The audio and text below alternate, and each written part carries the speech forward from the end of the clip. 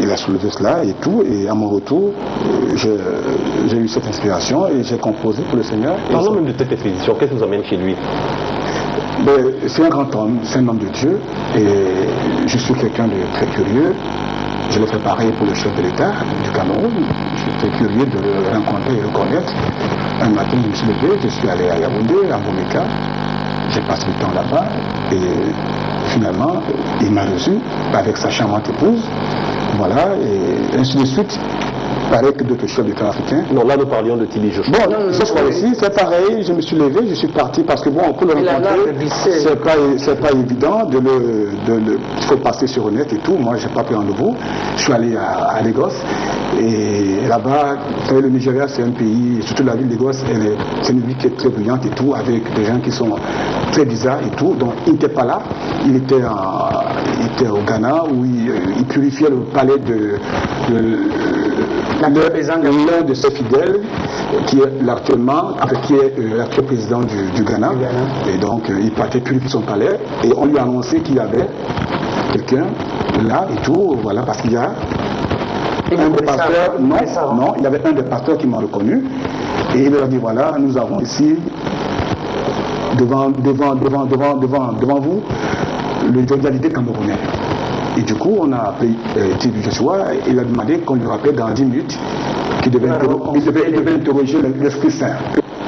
Et après 10 minutes, il a rappelé pour dire ce monsieur, prenez-le au sérieux parce que c'est bien, c'est quelqu'un de bien et tout. On m'a logé immédiatement dans une suite présidentielle, j'étais au petit soin et autres et tout. J'ai rien payé, du tout. Et ça continue. Aujourd'hui, il semble avoir une contradiction entre ce que vous nous dites aujourd'hui et ce qu'on a vu sur la chaîne de télévision Emmanuel TV. Non, je vous dis mon accueil, comment j'ai pu rentrer. Vous nous dites que vous êtes parti simplement par curiosité. Oui. Or, sur Emmanuel TV, c'est parce que vous déclarez. Qu'est-ce que je dis? Sur Emmanuel TV, vous dites que vous êtes venu chercher la rédemption parce que vous avez cherché longtemps au Cameroun, vous êtes allé à Kribi, vous avez rencontré une femme qui vous a dit qu'elle traitait avec des esprits de l'eau, elle n'a pas traité, c'est pourquoi vous êtes venu. Il y a une rumeur qui a dit que vous aviez plus de 40 démons. Mais je vous parle de mon arrivée, comment ça s'est passé. Non, moi je veux savoir la raison de votre départ là-bas. Pourquoi vous partez là-bas? C'était ça la question. C'était pas comment est-ce qu'on vous a reçu. Pourquoi vous décidez d'aller voir Tibi Joshua? Est-ce que c'est par simple curiosité ou alors parce que vous avez des problèmes et que vous pensez qu'il faut que vous alliez les résoudre? C'est un grand homme de Dieu et que je voulais le rencontrer. Et que vous n'aviez aucun problème? Aucun problème. Aucun problème en tant que tel. Vous n'étiez pas malade, vous n'étiez pas hanté, vous n'étiez pas habité par les démons? Pourquoi ces démons m'ont laissé me déplacer s'il fallait les déloger? Alors pourquoi vous avez tenu ce discours sur Emmanuel TV? Comment? Pourquoi vous avez tenu ce discours sur Emmanuel TV où vous dites que vous êtes venu chercher la rédemption? La rédemption. Non. Lorsqu'on n'est pas malade. Non. Lorsqu'on n'a pas de démons. Oui. Il délivre effectivement ceux qui sont malades. Non, il m'est arrivé d'aller à Kribi comme tout le monde. Et là-bas, je dis que j'étais à Kribi comme tout le monde. J'ai rencontré des gens et tout. J'ai fait ça. Il m'arrive de voyager. J'ai même été en Inde et tout. Vous voyez un peu. Donc, au moins, j'aime bien m'informer des choses de la vie. Jusque-là, vous ne répondez pas à la question, petit pays. C'est pas la question. La question, c'est pourquoi vous êtes allé voir Tibi Joshua. Vous pouvez me le dire dans votre langue? Non, je le dis dans votre langue.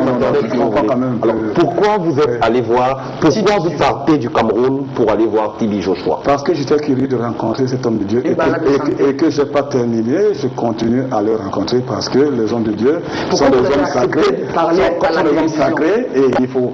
Pourquoi vous avez accepté de parler à la télévision et de faire des témoignages comme tous les malades? On a vu tous ces Camerounais, tous ces Africains qui vont voir. Oui, mais j'ai dit quoi? Moi, j'ai dit quoi? Vous avez dit que vous étiez malade, que vous êtes venu chercher la rédemption. La rédemption, parce que j'étais habité par les démons.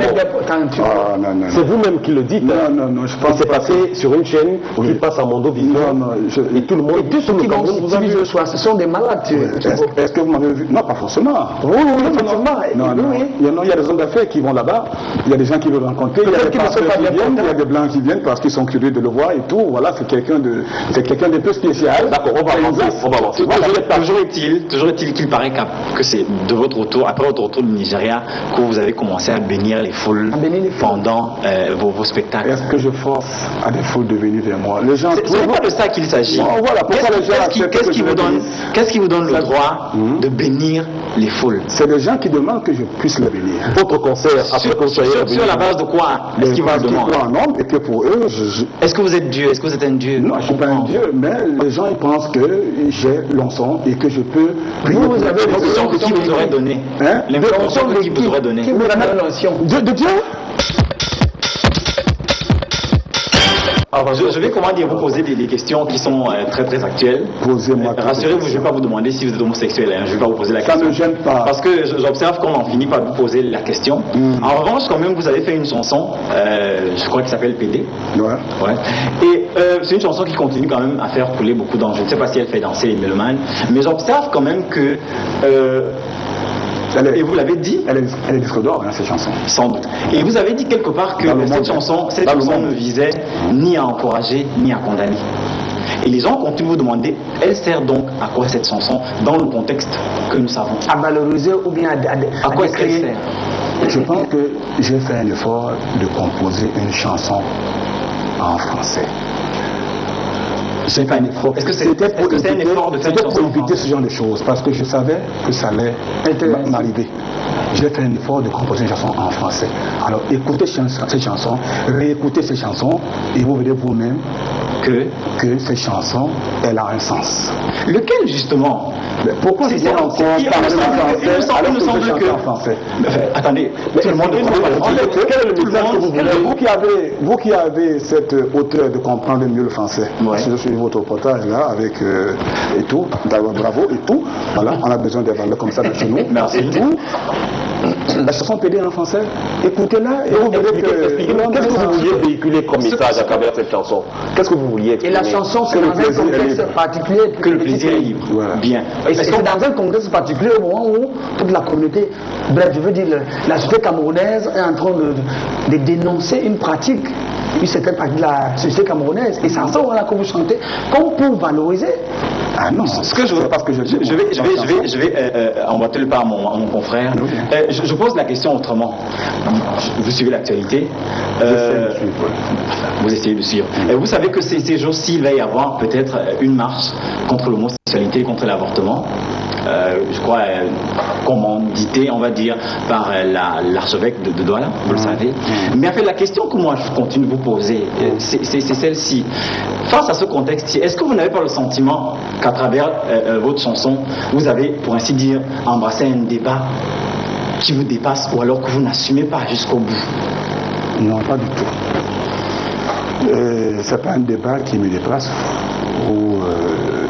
Je pense que à travers cette chanson, il y a eu prévention, c'est-à-dire beaucoup de jeunes qui tombaient facilement de ce côté et tout.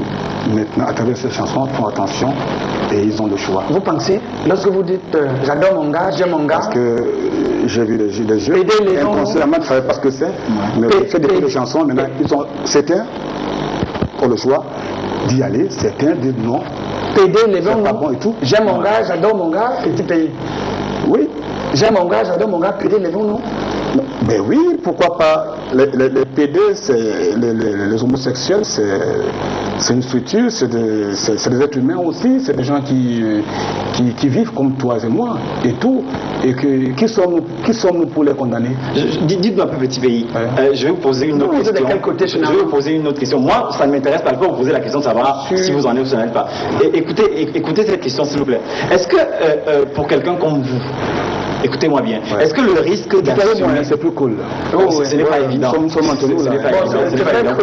Est-ce que le risque d'assumer son homosexualité est trop grand pour que vous répondiez à la question qu'on n'arrête pas de vous poser? Et tout le monde vous pose cette question? Non, je pense. Pourquoi vous ne voulez pas assumer, petit pays? Parce que ça concerne... Votre position? Non, ma position, vous la saurez plus tard, il n'y a pas de problème. À quel moment? On est encore du temps. Il y a 4 ans, tu m'as dit, oui, la prochaine interview. Et chaque fois que tu fais des sorties, tu dis non, la prochaine fois. Mais là, tu n'es pas seul, là. Oui, mais on a fait une interview, on était à 2 à la maison. Voilà, là, maintenant, tu n'es pas seul. Il y a une chambre à la maison. Oui, il y a une chambre à la maison où personne n'entre. Mais est-ce que c'est méchant? J'ai bien le droit d'avoir une chambre si tu le soulignes. Est-ce que c'est mauvais? Est-ce que les gens me mettent dans ces chambres?